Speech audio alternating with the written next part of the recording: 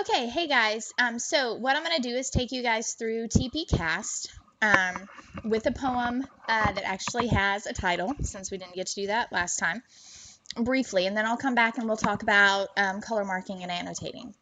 All right, so Tpcastt, remember, is a way to dive in to a poem to begin to understand it. It's at a very basic level.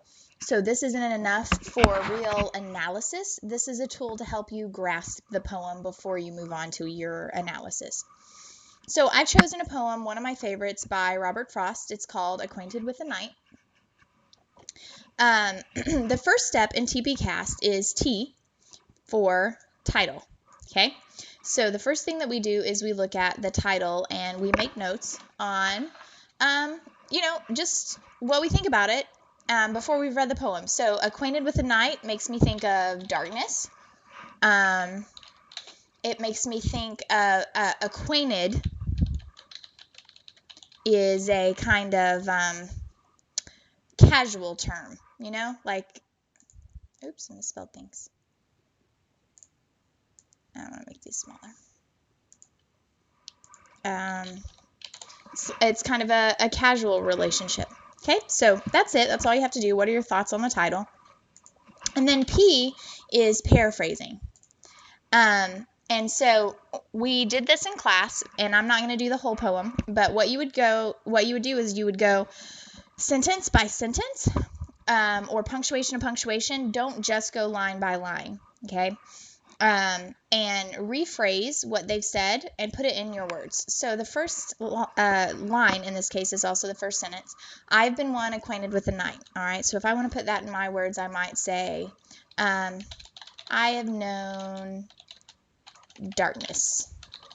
Okay, those are my words. And then the next line, I have walked out in rain and back in rain. That's pretty straightforward. Walked around in the rain. Okay. I've outwalked the furthest city lights. I've gone past civilization. That might be a bit strong, but hey, why not? Okay, then if I wanted to go to the next stanza, I've looked down the saddest city lane. I've seen sad streets. Okay, and here's what I was talking about with a line doesn't always equal a sentence. So the next two lines we're going to take together. I have passed the watchman on his beat and dropped my eyes, unwilling to explain. When I met an officer, I hurried silently by him. Okay? So then you would continue to do that for the rest of the poem. And that would be your paraphrase. What it does is it forces you to look at that and really think about what is he saying and put it in your words. So very helpful. Okay. The C here is for connotation. For this, let's look at interesting word choices. So I think the word acquainted is particularly interesting and obviously important since it's part of the title. I'm going to go, and I'm just going to make myself a note. That's in line 1. It's in another line too, but I think outwalked in line 3 because it kind of signifies leaving. I don't know. Let's see. Saddest in line 4 gives this idea of depression. And so on and so forth throughout the rest of the poem. You get the idea. So any words that I feel are particularly interesting and powerful and words that I think are poignant and important to the poem, I'm going to put those under connotation. All right, the A is for attitude, which is a way of saying tone. So I'm going to identify the tone. And you kind of have to do this one with S, which is shift. So what you want to look for is what is the tone, and then where does the tone change? So you're kind of looking at those together. So I think it's kind of a melancholy tone. And I get that from words like outwalked and saddest and dropping my eyes. It just seems very melancholy. And then I think there's a shift, and I think this poem maybe has two shifts here, but not to call me back or say goodbye. And anytime you're looking for a shift, words like but or unless or however, yet, they all give you a good clue that, hey, we're shifting. But it seems like it's been about, here's what I've done, here's what I've done, here's what I've done, and all of a sudden now I'm making a comment on something that happened. So I'm going to go, what line is that? 3, 6, 9, line 10.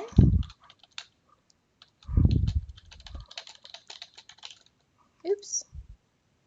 Okay. I'm going to say that the shift there is to regret, maybe. I hear a cry. When far away, an interrupted cry came over their houses from another street, but not to call me back. That cry wasn't for me. So that's regretful. Oops. Then we have another shift, and further still, which isn't far from it, but I think it is still a shift in 11. Further still, an unearthly height, one luminary clock against the sky, proclaimed the time was neither wrong nor right. I have been one acquainted with the night. Oh, this is kind of like a wistful acceptance. It's kind of like this is the way things are, and they're going to continue to be that. All right, so that's attitude or tone and shift. And now we're going to go back and look at the title one more time. So now that we've looked at the whole poem, now acquainted with the night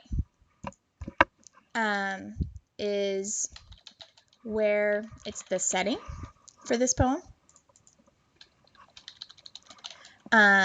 It's connected to the speaker. Seems symbolic. All right. And you could go on. So any other thoughts that you have about the title after you've read the poem?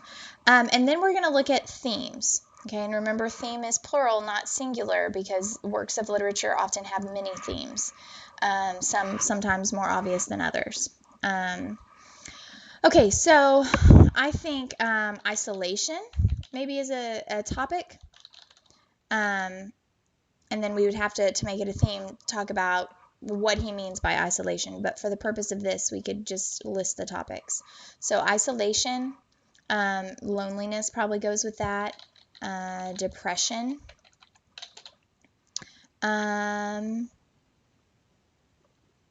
Maybe nature versus civilization. He's walked out past the furthest city light.